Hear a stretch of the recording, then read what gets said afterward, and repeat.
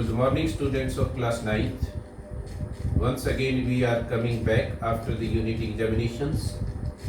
Today, we are going to start chapter number 2. The title of the chapter is The Sound of the Music.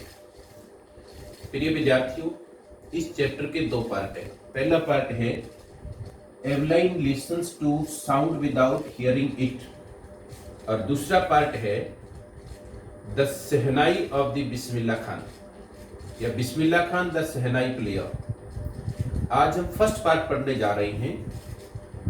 एवलाइन listens to sound without hearing it.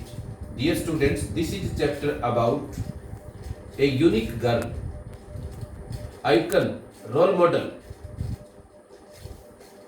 एवलाइन Glennie. She was deaf. Deaf क्या होता है? Who could not here, जिसको सुनाई नहीं देता. She was not a born deaf. वो जन्मजात से बहरी नहीं थी. When she was 8 years old, जब उसकी उम्र 8 साल थी, she started losing her hearing capacity slowly and slowly. And when she became 11 years old, जब उसकी उम्र 11 साल की हो गई, she completely lost the hearing capacity and ability, and she was declared a deaf. Very declare किया गया उसे. The life has become very dark, hopeless and dull for a girl.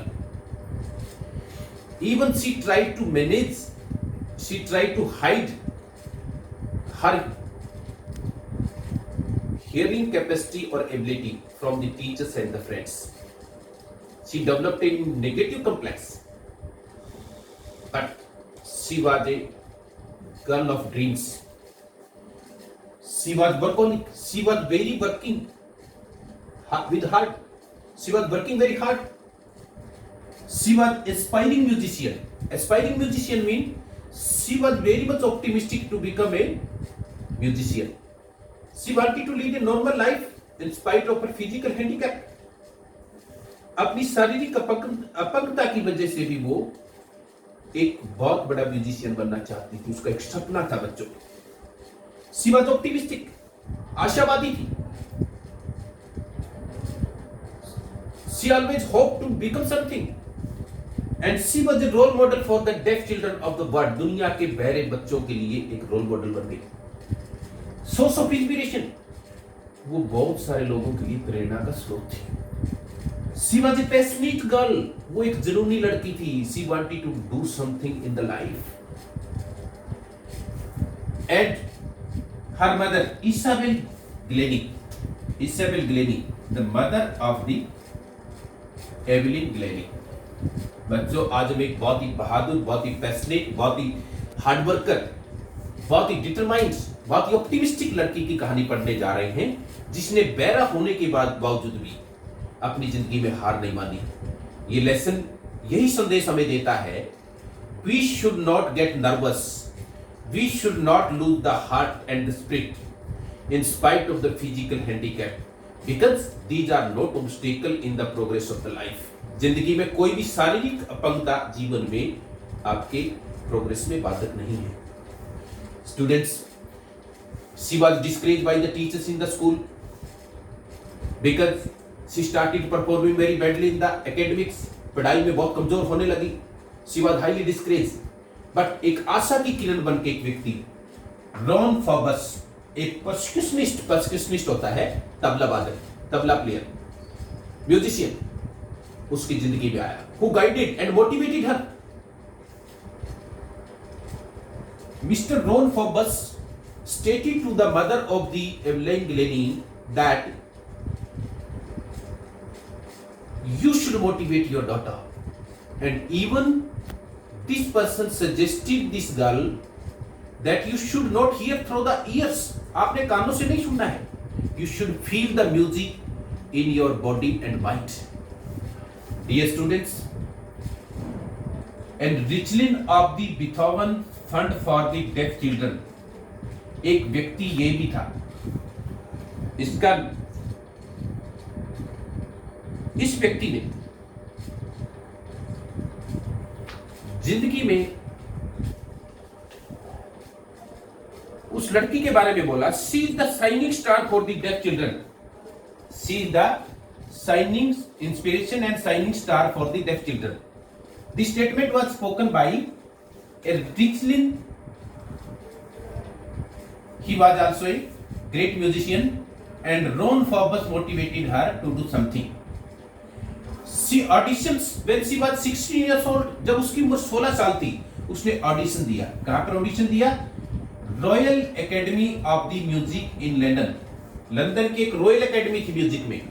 And in the history of the academy she got the top position and she became a star, role model and icon in the world. And in 1991 1991 में she was awarded with the highest award by the Academy, Soloist of the Year award से नवाजा गया. उसको एक बहुत सर्वोत्तम सम्मान मिला उस लड़की को. उसकी जिंदगी में एक और व्यक्ति mister James blade. James blade जो मास्टर परक्यूशनिस्ट थे, बहुत ही बड़े तबला वादक थे, उसने कहा कि God may have taken her hearing.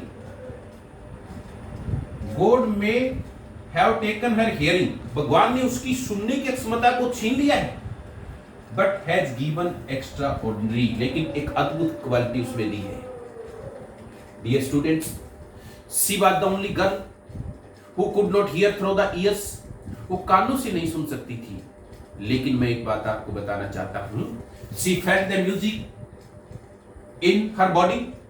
अपनी बॉडी में म्यूजिक को फील करती थी, माइंड में फील करती थी, स्किन में फील करती थी, बालों में फील करती थी, चीक बोन्स में फील करती थी और फिंगर टिप्स में भी म्यूजिक को फील करती थी. जब उसकी उम्र 8 साल थी उसने सुनने की क्षमता उसकी जाने लगी धीरे धीरे और 11 साल की उम्र में कंप्लीट डेफ हो गई. इस लेसन को पढ़ाने के बाद this lesson gives a good message to the readers and the students that any physical handicap, blindness, deafness are not obstacle in the progress and success of the life, but a person should possess strong determination, strong willpower. A person must have a positive dream. The person should be optimistic. The person must have a patience in the life.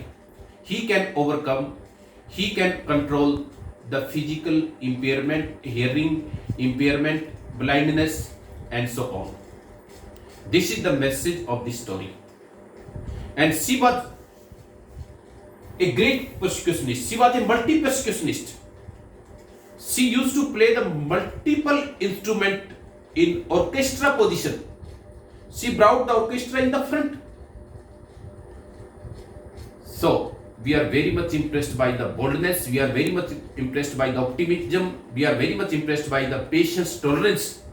We are very much impressed by the working capacity of this girl, Evelyn Delaney, and we salute Evelyn Delaney. Dear students, day after tomorrow we will discuss the second chapter of this lesson, Sound of the Music. This is the first part. Our second chapter will be discussed later. Thank you. Have a good day.